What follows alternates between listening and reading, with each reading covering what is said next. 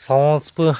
Бул Кемин шаары космонавтов 34 үйү. Мына монтип канализациялар агып, очистной иштебейт. Ушинтип затоп болуп атат. Ушинтип подъезддерден эч ким аракет кылбай атат.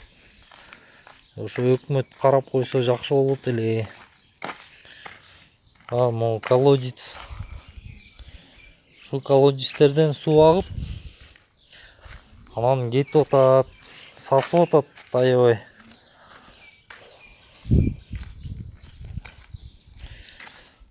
Монтип 3 колодец толуп, суулар ташып, бетондор жарылып, суулар сыртка ашып ташып жатат.